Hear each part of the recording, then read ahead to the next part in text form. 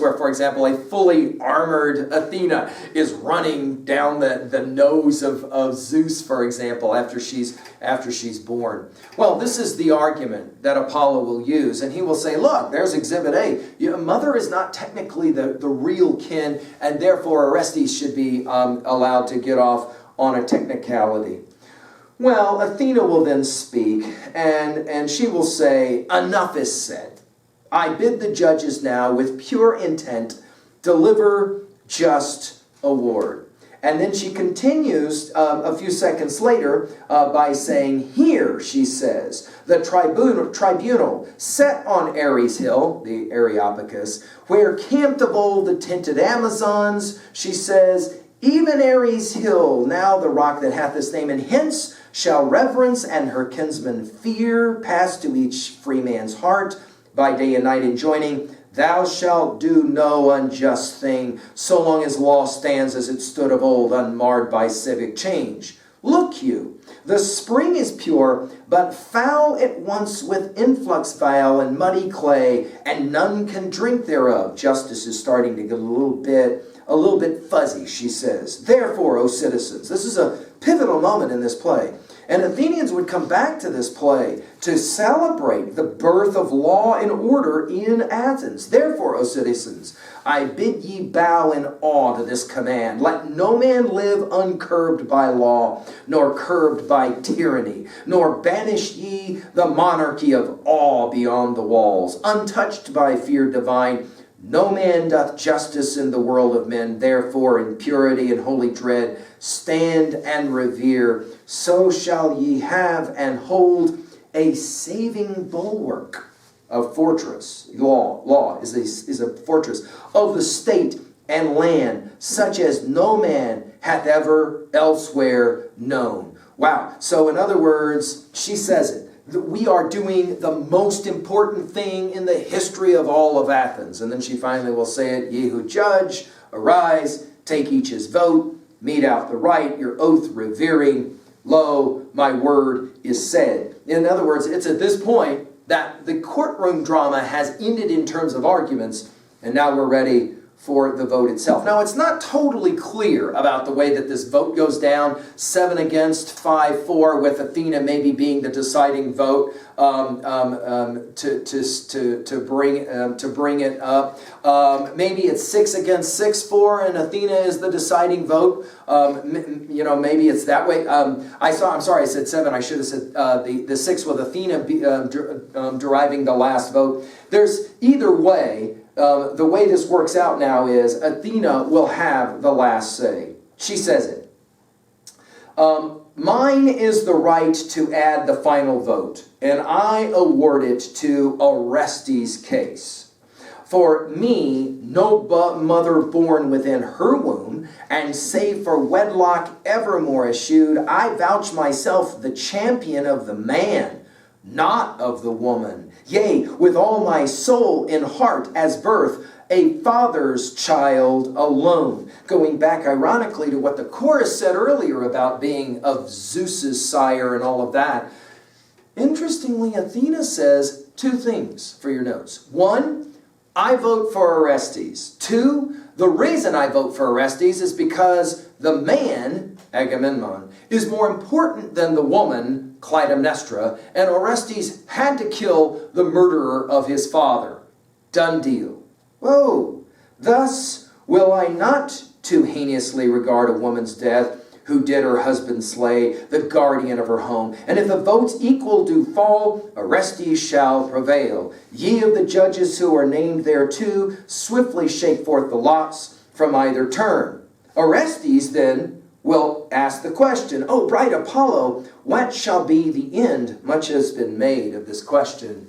What shall be the end? In other words, what's the implications? Let's put it in our notes that way. This is a powerful question by Orestes. What's the implications of what's happening here right now? Well, there are a lot of implications, and we'll get to them here in a little bit, right? But either way, it's a significant moment, right? The chorus will say, when this is happening, mine lost honor or a wider sway. In other words, this is not good. Athena says finally, behold, this man is free from guilt of blood, and half the votes condemn him, half set free. What we might call a 6-6 vote, right? And she says it, I'm the final vote, and my vote decides. By the way, in Athenian courts, if it was a hung jury of a 6-6, then the one who was being accused walked free. And so this is one of those situations where now this is the way that it comes even. And the moment it's even, Athena says, you're done. Orestes, by the way, let's just point out the tension that's clear in this moment, right? The old ways and the old gods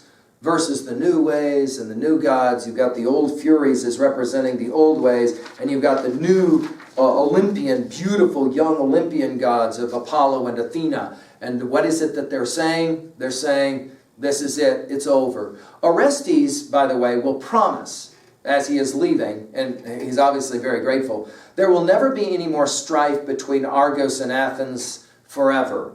By the way, just to remind you, because our reading of the Odyssey comes to mind here, doesn't it? Remember at the end of the Odyssey, when Odysseus comes back to his wife Penelope and his young son Telemachus, who's no longer that young anymore, he has to do some really nasty killing of a lot of those wooers or suitors, as they're sometimes referenced, people who are basically trying to take over Odysseus' kingdom, right? Of course, those young men have families, and that those family members are none too pleased that Odysseus has returned and jacked all of them. And so we're ready to have civil war at the end of book 24 of the Odyssey. And you'll remember that who is it that resolves the conflict and decides we're not going to have any more fighting? It is Athena. So Athena is in many ways the one who kind of says, enough. She is personifying, she is the symbol, if you will, of this play. She is personifying the symbol of true justice. In other words, what I say goes. Well, let's just point out, the old gods are none too pleased.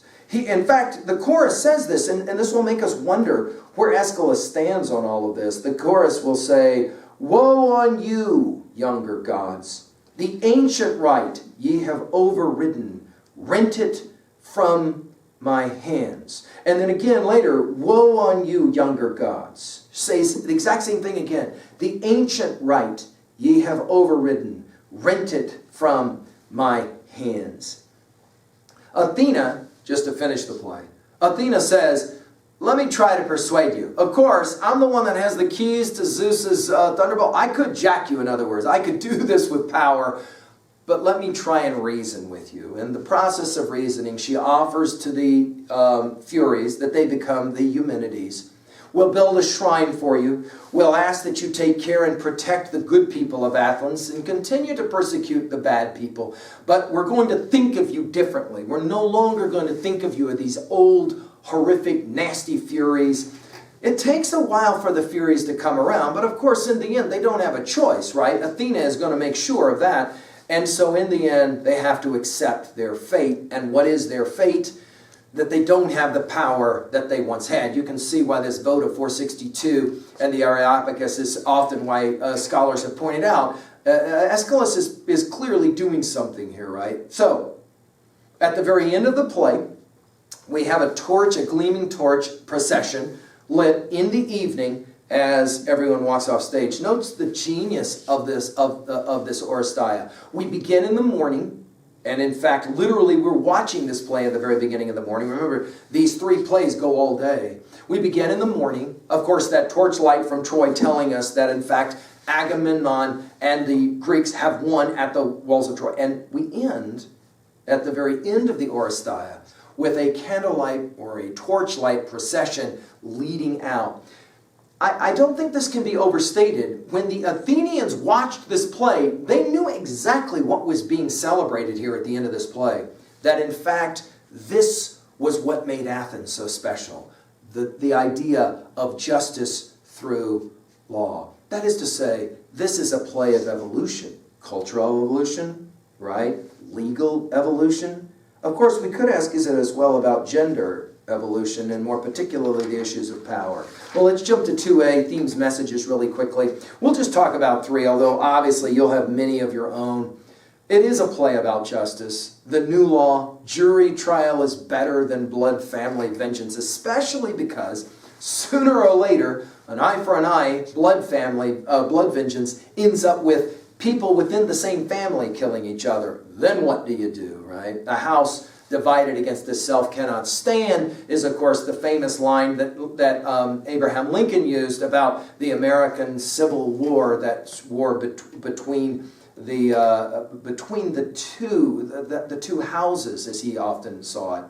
The problem, of course, we remember this from the to be or not to be speech of Hamlet Act 3. You'll remember this. Hamlet, in that famous soliloquy, even talks about the law's delay. That is to say, something terrible has happened, and there ain't no way that the law is ever going to get around to actually prosecuting. What do you do in a situation when you know something terrible has happened, and there is no legal channel to solve the problem? Do you take law into your own hand? Secondly, of course, this is a play that, no question, emphasizes the role of the gods and religion, right? Athena has to sanction the court, right? We think today, of course, in trials, oftentimes we'll do this thing, do you swear to tell the truth, the whole truth, and nothing but the truth, and a hand on a Bible for many years in American history, and thought, what was that about? Well, think about that. I mean, what is it that keeps people from coming into trial, into court, and just outright lying? Right? Well, one answer is the gods. The fear of the gods. That is to say, there has to be some sense that there's some overriding principle that will prosecute, either in this life or the life to come. Remember, those Furies are jacking you both in this world and then possibly in the world to come. We'll talk more about this question here in a little bit, but this is a powerful notion, right? If you're on the side of the gods, obviously Orestes is doing what the gods told him to do, then notice this poem, this play seems to suggest that it's okay, it's all right to maybe even kill your own mother. Well, of course, we've already talked about this. The young and the new is somehow more important than the old, right? Again, the question was, Aeschylus celebrating this, or maybe kind of, challenging this or concerned about this in some way? This play has been read over the years as from two different perspectives. I'm trying to just share both of them with you. You get to kind of decide how you want to watch and read this play. At level 2B in rhetoric, well, we said we were going to talk about symbols. Many have argued that the primary symbol of this text is in fact Athena, and maybe the Furies. The Furies symbolize the old. Athena and Apollo represent or symbolize the new. The power, of course, that Athena is referencing as a female goddess, though, is a power where she says, I am for the male, much more than the female. Well, of course, that leads us to the second thing we said we're going to talk about, conflict here. Obviously, you have the conflict of the old versus the new, and which is better, male versus female, and which is more important and valuable. We understand that a patriarchy is in fact defined as males are superior to females. They are of greater value. In earlier lectures, we talked about how Aristotle argued this in his writings, and it becomes the philosophic instantiation. Here we have the dramatic instantiation of the same. Well, of course, another rhetorical observation at 2B. Note the courtroom drama and the tension, right? This is going to be really important in later literature. We're going to see this happening over and over again, as we'll talk about at 3A in a second. And then finally, notice the genius of setting for the Oresteia. We begin in the morning, we end in the evening with this candlelight procession and the like. At 3A and other texts that we're wanting to consider, I'll just mention several here. You obviously can do your own work at this. I want us to start, though, with Plato's Republic. As I've given lectures on learnstrong.net, you can find those lectures on Plato's Republic. The central question of Republic is, what is justice? What does it mean to do the right thing? And I think that it's important that we reference that text in relationship to this text, right? The question of justice. We've mentioned Shakespeare already. When we think about Macbeth, we think about those three witches and the three Furies and the way they go together. We think about Hamlet, right? And this notion of law versus revenge and how things work out there. Also, think about Harper Lee's text, To Kill a Mockingbird, in the courtroom scene there, right? Of course, the obvious question in that scene is, where is Athena there? Right? If ever we needed Athena, it was in that moment, because clearly that courtroom drama is a completely bogus courtroom drama, which is obviously the problem, right? With juries of one's peers. Peers being the optimum word here, of course, in To Kill a Mockingbird. How about for you? What's your favorite film or TV show that that plays this game of the courtroom? What is for you the one that creates the greatest amount of drama, if you will? Okay. Finally, at 3b, and how you'll relate this to yourself, do you buy it? Okay, is it fair for Orestes to get off and go free simply because he killed his mom, right? And that's a woman as opposed to killing his dad? How about this one? What are your thoughts on this one? The mother is not the true parent. It's actually the father. Seriously? How can people actually believe this? And yet, that's always the question of the patriarchy, right? How can anyone believe that the male is superior to the female of greater value? Another question for you to relate to. I told you I was going to try and throw several questions at you that maybe you can think about. How about this fear of the Furies, or fear of hell? Is it necessary? Do you have to have some belief in an afterlife where you're punished, or do you have to have some ability to resurrect guilt in the mind of people who would do terrible things? Could you live in a culture where there is no sense of guilt for the things that's done? How do you keep people from committing terrible acts? Of course, the only problem, as we say in our lecture on Dante, with hell being a propedeutic for moral behavior, is it only works as long as you believe in hell. If you don't believe in hell, then fear of hell is not going to keep you from murdering, is it? You're going to have to come up with a different rationale for telling people why they cannot kill other people, right? How about this one? Do you think it's good, is it right, for the young, for the new, to overtake the old? Or do you rather think that the old is important and should be honored and revered, even though it's not the new? It's an interesting question. Well, there you go, the Oresteia by Aeschylus. I hope that I've interested you in this study. Maybe you'll find new ways to read and think about these three plays. In the Harvard Classics volume now, we're going to turn to one more play by Aeschylus, Prometheus Bound, which might be his single greatest individual play, and some have argued maybe the single greatest individual play ever written, certainly in terms of the important stories in Western thought, Prometheus giving us the adjective Promethean. We'll talk about that when I hope you come back to visit with me again. Thank you.